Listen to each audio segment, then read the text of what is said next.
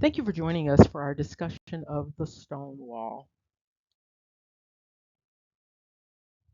As you recall, we looked at the relationship between the entity known as Japheth and the entity known as PTAH. And what we discovered is that both of these names are related to the construct of Egypt. What we haven't gotten to, however, is the relationship between PTAH, Japheth, and Egypt and the entity known as Mizraim. What's interesting about this is that Ptah, Japheth, Peter, these constructs seem to be most closely aligned with the son of Noah known as Japheth or Japhet. However, Mizraim seems to be most closely aligned with Shem. Now, this is an oddity because both Egypt and Mizraim have been presented as under the umbrella of Ham or Kam. And so there's a bit of confusion going on here, but we're going to clear up a few things as we go along. What is also noteworthy about Ptah or Yaphet is that this entity, which is considered a creator deity, is also credited as the inventor of masonry.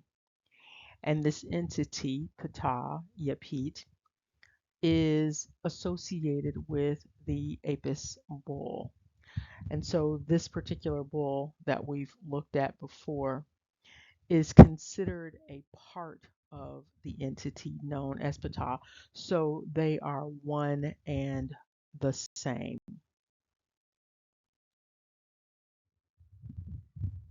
And what we also find is that Ptah or Yaphet has a cult following. So there is a cult of Ptah, and there are very specific disciples that are part of the cult. Now, you might be familiar with the disciples separately, but we're going to talk about two collectives of disciples that are actually one and the same. And these disciples or devotees are what are known as Masons and Moors. But what you're going to find out is that there is no such thing as Masons and Moors because Mason and Moor, these constructs are synonymous. Again, they are one and the same. There is no distinction. And so here you see this idea of Ptah being the inventor of masonry. The construct of mason is a stone worker, a builder in stone, also known as a stone mason. And so there is a relationship between this construct and this idea of architect or a master builder. What's also noteworthy is that this construct of Mason is related to the idea of machine or machina. And we've talked about that before with respect to there being a deity dynamic related to machina, which is the machine. Also, masonry is associated with the idea of a wall. And so when you think about the builder of walls, you think about masonry, carpentry. With respect to the pyramids, there's also this relationship between masonry and the creation of stone walls.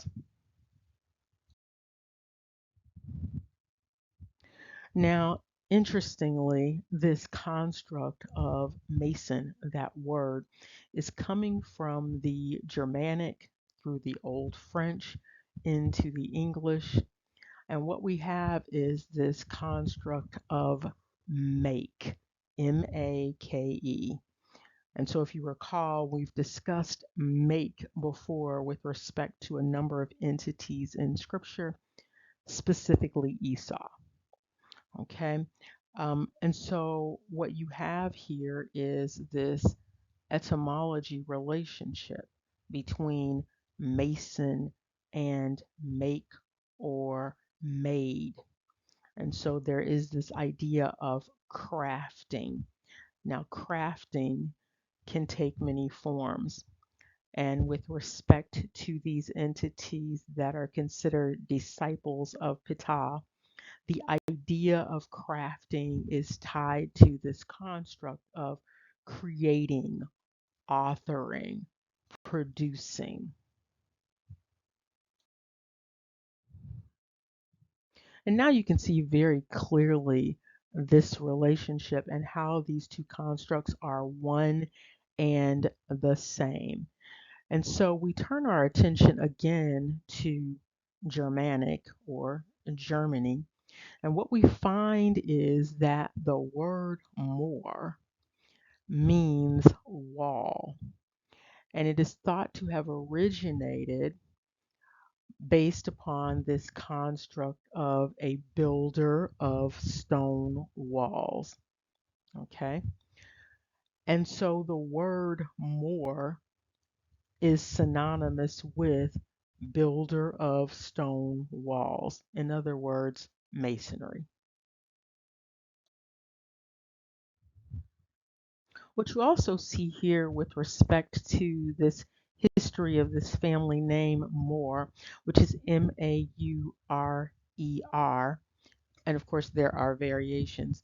What you see here is that this name was first found in Austria, and it was noted for being a name that rose to prominence. So there was significant status and influence associated with the individuals bearing this particular name.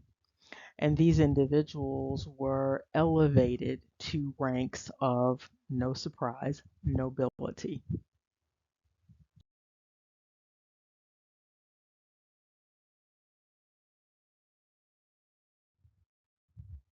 And here you can see a number of spelling variations with respect to this name, Moore. You see Maurer, and then you see the same thing with an additional E on the end. You see it with an S on the end, with an ES, with two R's, okay? Then you see Maurrer. And then if you look down further, you see the MORER or MOORER. And of course, it indicates that there are many more. And of course, we've looked at many more in the past. And here you see this transliteration coming out of the German, indicating that this is a noun. And you see here Mars, Moors, basically meaning mason, bricklayer, brick layer, brick mason, and bricky. And so again, Moor and bricklayer or Moor and mason, these constructs are the same. And here you can start to see multiple transliterations in a variety of languages around the world. And so it's apparently a very common understanding that Moor is synonymous with masonry, brick mason, bricklayer, bricky again. And here you see some additional transliterations with murars and murer.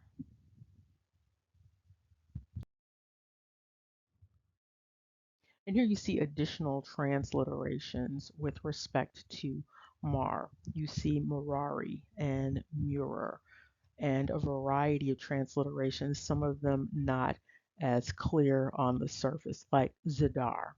What you also see is a depiction of a stone pyramid. This is noteworthy because entities identified as Moors traveled all over the world.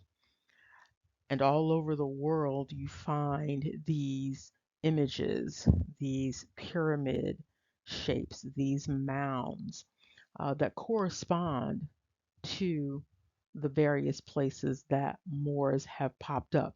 Now, this has initially been presented as created by the indigenous people. What's interesting, however, is that the indigenous people don't continue to make these monuments, these pyramids. And so when you have a collective of people understood as masons, as builders, going around the earth, um, it stands to reason that they might be the entities that actually created these similar structures in the various places that they visited or that they colonized.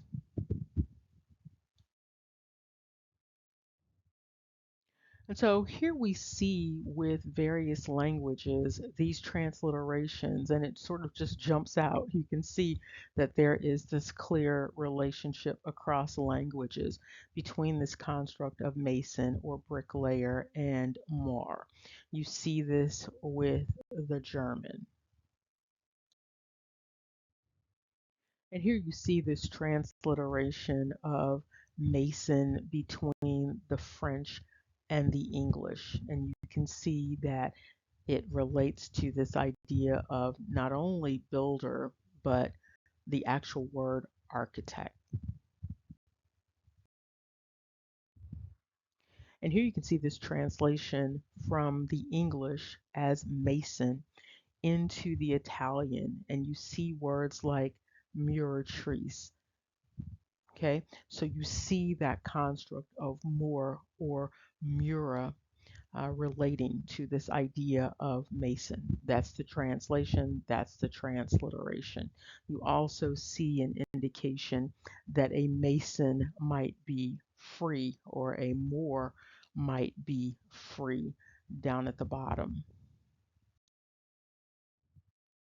And here you see that transliteration again, and you see from English into German, mason into Moor or bricklayer. Again, they are synonymous. Moor is bricklayer, bricklayer is mason. And here you have a translation between English and the Finnish, and it indicates that the word mason is murari.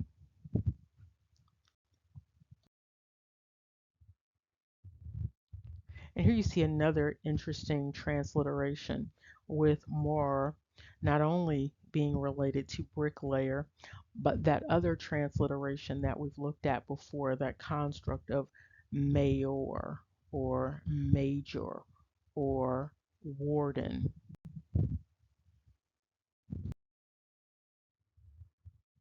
And here you see an Arabic transliteration with mirror.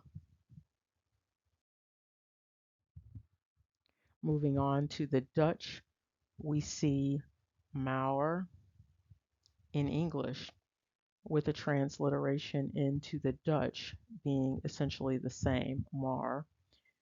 And then we also see the transliteration of Meer. Okay, so there are various transliterations for this construct of Mason and Moor, and you see them in various languages, and we've seen them in the past.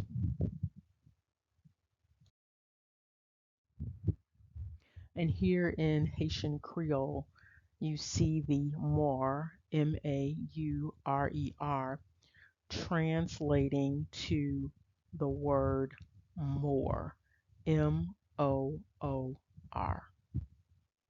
And so a mason is Maur with Maurer, and a mason is Moor, Moor.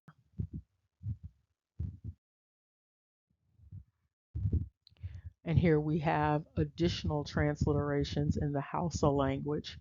And this is very important for many reasons. We see that MOOR is translating not only as Mason, but in this instance, with respect to the Hausa, we have MOOR also transliterating as Maurice.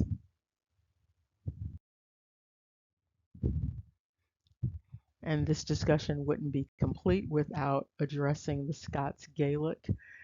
And so you see this MAUR, M-A-U-R, with a transliteration into the Scots Gaelic related to the word C-S-E-A, and also mayor or warden again.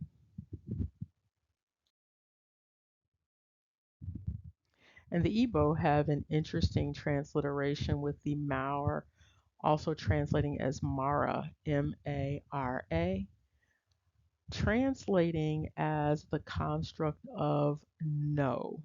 Okay, so with nobility, we've discussed that before, that is tied to this idea of knowing, this idea of having special information. And this is consistent with the construct of both Moor and the construct of Mason. Who would know that bricklayers had all of this going on? And now we get to some additional constructs with respect to this translation or transliteration.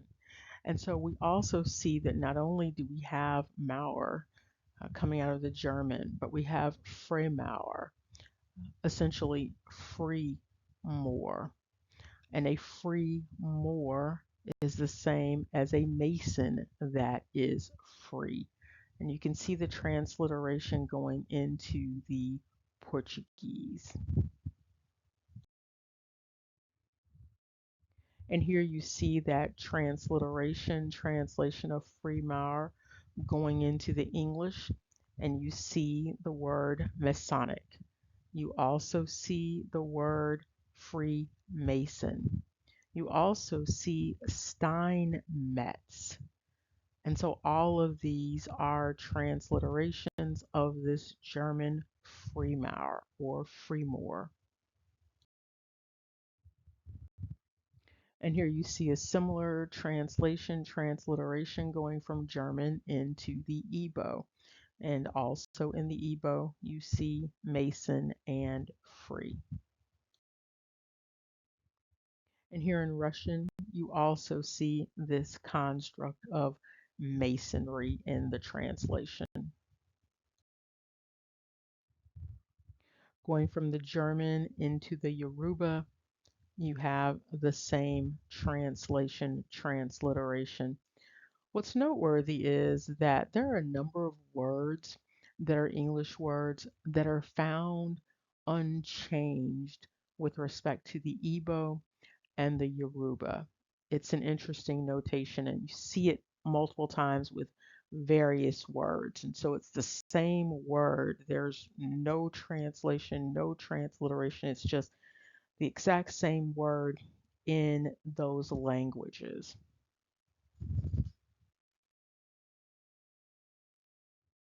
And again, you see that transliteration here from the German into the English. And here you can see the words separated out so you can see where free begins and ends and where Mason begins and ends.